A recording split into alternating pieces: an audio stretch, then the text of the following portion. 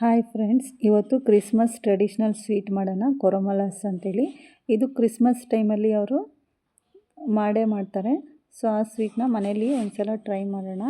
ತುಂಬಾ ಚೆನ್ನಾಗಿರುತ್ತೆ, ಕ್ರಿಸ್ಪಿಯಾಗಿ. ಎಷ್ಟು ದಿನ ಬೇಕಾದರೂ ಇದನ್ನು ಇಟ್ಕೊಂಡು ತಿನ್ಬೋದು. ಮನೇಲೇ ಹೇಗೆ ಮಾಡೋದು ಅಂತ ನೋಡೋಣ. ಕ್ರಿಸ್ಮಸ್ ಸ್ವೀಟ್ ಇದು. ಮೊದಲು 1 ಕಪ್ ಸಕ್ಕರೆ ಪುಡಿ ಮತ್ತು ಸ್ವಲ್ಪ ಏಲಕ್ಕಿ ಪುಡಿ ಹಾಕ್ಕೊಂಡಿದ್ದೀನಿ. 2 ಕಪ್ಪು ಮೈದಾ ಹಿಟ್ಟು ಹಾಕ್ಕೊತಾ ಇದ್ದೀನಿ. ನಾನು ತುಪ್ಪ ಯೂಸ್ ಮಾಡ್ತಾಯಿದ್ದೀನಿ, ನೀವು ಬೇಕಾದರೆ ಡಾಲ್ಡಾ ಯೂಸ್ ಮಾಡ್ಬೋದು. ಹಾಕ್ಕೊಂಡು ಫಸ್ಟು ನೀಟಾಗಿ ಮಿಕ್ಸ್ ಮಾಡಿಕೊಂಡು ಚೂರು ಸಾಲ್ಟ್ ಹಾಕ್ಕೊತಾ ಇದ್ದೀನಿ. ಯಾವುದೇ ಸ್ವೀಟಿಗಾದರೂ ಒಂಚೂರು ಸಾಲ್ಟ್ ಹಾಕ್ಕೊಂಡ್ರೆ ಟೇಸ್ಟು ತುಂಬ ಚೆನ್ನಾಗಿರುತ್ತೆ. ಈಗ ಸ್ವಲ್ಪ ಸ್ವಲ್ಪನೇ ನೀರು ಹಾಕ್ಕೊಂಡು ಚಪಾತಿ ಹಿಟ್ಟು ಕಲಿಸ್ತೀವಲ್ಲ ಆ ರೀತಿ ಅಷ್ಟೇ ಅದಕ್ಕೆ ಕಲಿಸ್ಕೊಂಡ್ರೆ ಆಯಿತು.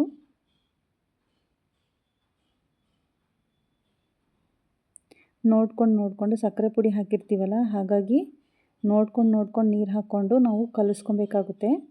ಸಕ್ಕರೆ ಕರಗ್ದಂಗೆ ಅದು ತೆಳ್ಳಗಾಗ್ತಾ ಇರುತ್ತೆ. ಹಾಗಾಗಿ ಸ್ವಲ್ಪನೇ ನೀರು ಹಾಕ್ಕೊಬೇಕು. ಚಪಾತಿಗೆ ಹಾಕ್ಕೊಂಡಂಗೆ ನೀರು ಜಾಸ್ತಿ ಹಾಕೊಳ್ಳೋ ಅವಶ್ಯಕತೆ ಬರಲ್ಲ ಇದರಲ್ಲಿ. ನೋಡಿ, ಈ ರೀತಿ ತುಪ್ಪದಲ್ಲಿ ನೀಟಾಗಿ ಮಾಡಿಕೊಂಡು ಕಲಸಿಟ್ಕೊಂಡ್ರೆ ಆಯಿತು. ಬೇಗನೆ ಇಡಬೇಕು ಅಂತ ಏನಿಲ್ಲ, ತಕ್ಷಣವೇ ಮಾಡಬೇಕಾಗುತ್ತೆ. ಇದು ಕಲಸಿ ಇಡೋಂಗಿಲ್ಲ, ಹಿಟ್ಟು ಒಣಕೊಳ್ಳುತ್ತೆ. ಸೊ ಗಟ್ಟಿಯಾಗಿಬಿಡುತ್ತೆ. ಸೊ ಅದು ನೀಟಾಗಿ ಚಪಾತಿಗೆ ಹೇಗೆ ಲಟ್ಟಿಸ್ತೀವೋ ಹಾಗೆ ಲಟ್ಟಿಸ್ಕೊಳ್ಳೋದು. ಸ್ವಲ್ಪ ದಪ್ಪ ಲಟ್ಟಿಸ್ಬೇಕಾಗುತ್ತೆ, ತುಂಬ ತೆಳ್ಳಗೆ ಲಟ್ಟಿಸ್ಬಾರ್ದು ಇದನ್ನು. ಹಾಗೆ ತುಂಬ ದಪ್ಪನೂ ಮಾಡ್ಕೊಬಾರ್ದು. ಮೀಡಿಯಮಾಗಿ ನಾವು ಇದನ್ನು ರೌಂಡಾಗಿ ಮಾಡಿಕೊಂಡು ಆಮೇಲೆ ಸೈಡ್ಸ್ ಎಲ್ಲ ತೆಗೆದು ಸ್ಕ್ವಯರ್ ಶೇಪಲ್ಲಿ ಇದನ್ನು ಕಟ್ ಮಾಡ್ಕೊಬೇಕು ನಾವು.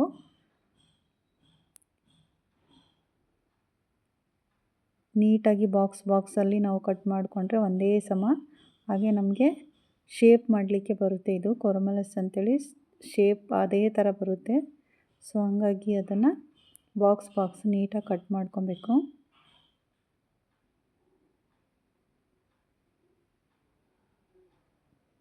ಚಾಕುಲಿ ಕಟ್ ಮಾಡ್ಕೊಬೋದು, ಇದು ಪಿಜ್ಜಾ ಕಟ್ಟರು. ನೋಡಿ, ಈ ರೀತಿ ನೀಟಾಗಿ ಒಂದೇ ಥರ ಕಟ್ ಮಾಡಿಕೊಂಡ್ರೆ ನೀರು ಹಚ್ಕೊಬೋದು, ಇಲ್ಲಾಂದರೆ ಬೇಡ. 2 ತುದಿನ ಫಸ್ಟು ಈ ರೀತಿ 2 ಸೈಡ್ನ ಆಪೋಸಿಟ್ ಸೈಡ್ನ ಈ ರೀತಿ ಮಾಡಿಕೊಂಡು ನೆಕ್ಸ್ಟು ನೋಡಿ ಬ್ಯಾಕ್ ಸೈಡ್ ಹೋಗಿ ಅವೆರಡು ಜಾಯಿಂಟ್ನ ಈ ರೀತಿ ಮಾಡ್ಕೊಬೇಕು. ನಿಧಾನಕ್ಕೆ ನೋಡ್ಕೊಳ್ಳಿ. ಈ ರೀತಿ ಮಾಡಿಕೊಂಡು 2 ಸೈಡ್ನ ರೋಲ್ ಮಾಡಿಬಿಡ್ಬೇಕು ನೀಟಾಗಿ. ಆಗ ಈ ಶೇಪ್ ಬರುತ್ತೆ. ಶೇಪ್ ನೋಡಿದ್ರೇ ಮಕ್ಕಳು ತಿನ್ನಬೇಕು ಅಂತ ಆಸೆ ಪಡ್ತಾರೆ. ಡಿಸೈನು ಅಷ್ಟು ಚೆನ್ನಾಗಿ ಬರುತ್ತೆ ಇದು. ಇದೇ ರೀತಿ ಎಲ್ಲದನ್ನು ಮಾಡಿ ಇಟ್ಕೊಬೇಕು ನಾವು. ನೋಡಿ, ಈ ರೀತಿ ಫಸ್ಟ್ 2 ತುದಿನ ಜಾಯಿನ್ ಮಾಡಿಕೊಂಡು ನೆಕ್ಸ್ಟ್ ಉಲ್ಟಾ ಮಾಡಿ ಮತ್ತೆ ಅವು 2 ತುದಿನ ಜಾಯಿನ್ ಮಾಡಿಕೊಂಡ್ರೆ ರೋಲ್ ಮಾಡಬೇಕು. ಲಾಸ್ಟಲ್ಲಿ 2 ತುದಿನೂ ನೀಟಾಗಿ ಪ್ರೆಸ್ ಮಾಡಿಕೊಂಡು ಸುತ್ಕೊಬೇಕು. ಆಗ ಅದು ಬಿಗಿಯಾಗಿರುತ್ತೆ. ಇನ್ನೆಲ್ಲ ಹಾಕಿದಾಗ ಇಲ್ಲಾಂದರೆ ಓಪನ್ ಆಗುತ್ತೆ, ಆ ಶೇಪ್ ಬರೋದಿಲ್ಲ. ಹಾಗಾಗಿ ಈ ರೀತಿ ನೀಟಾಗಿ ಫಸ್ಟ್ ಎಲ್ಲದನ್ನು ಮಾಡಿ ಇಟ್ಕೊಬೇಕು. ಹಿಟ್ಟನ್ನು ಕಲಿಸ್ಬಿಟ್ಟು ಇಡಬೇಡಿ, ತಕ್ಷಣವೇ ಮಾಡ್ಕೊಬೇಕು ಇದನ್ನು. ಇಲ್ಲಾಂದರೆ ಮಾಡೋಕ್ಕೆ ಬರೋದಿಲ್ಲ ನಮಗೆ ಇದು.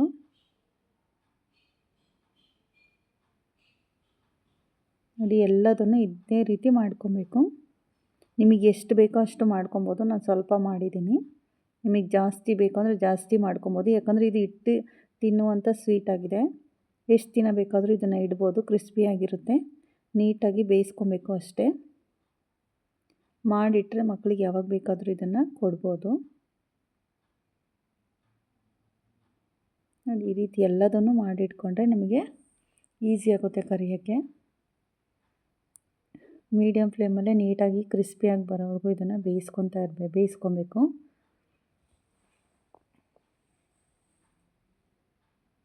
ಸ್ವಲ್ಪ ಟೈಮ್ ತಗೊಳುತ್ತೆ ಆ ಥರ ಮಾಡಲಿಕ್ಕಷ್ಟೇ. ಬಟ್ ಚೆನ್ನಾಗಿರುತ್ತೆ ನೋಡಲಿಕ್ಕೆ. ಮಕ್ಕಳು ತುಂಬಾ ಇಷ್ಟಪಡ್ತಾರೆ ಆ ಥರ ಡಿಸೈನ್ ನೋಡಿದ ತಕ್ಷಣವೇ. ಆ ಶೇಪ್ ನೋಡಿದ್ರೇ ನಮಗೆ ತಿನ್ನಬೇಕು ಅನ್ನೋಷ್ಟು ಆಸೆ ಆಗುತ್ತೆ. ಅಷ್ಟು ಚೆನ್ನಾಗಿ ಬರುತ್ತೆ ಅದು. ಒಂದ್ಸಲ ಮನೇಲಿ ಮಕ್ಕಳಿಗೆ ಮಾಡಿಕೊಡಿ ಅಥವಾ ಟ್ರೈ ಮಾಡಿ, ಚೆನ್ನಾಗಿರುತ್ತೆ. ಮೇಲ್ಗಡೆ ನಾನು ಸಕ್ಕರೆ ಪುಡಿನ ಉದುರಿಸಿದ್ದೀನಿ. ಬೇಕು ಅಂದರೆ ಮಾತ್ರ, ಇಲ್ಲಾಂದರೆ ಪರವಾಗಿಲ್ಲ, ಹಾಗೆ ಚೆನ್ನಾಗಿರುತ್ತೆ. ಒಂದ್ಸಲ ಮನೇಲಿ ಮಾಡಿಕೊಡಿ, ಟ್ರೈ ಮಾಡಿ. Thank you.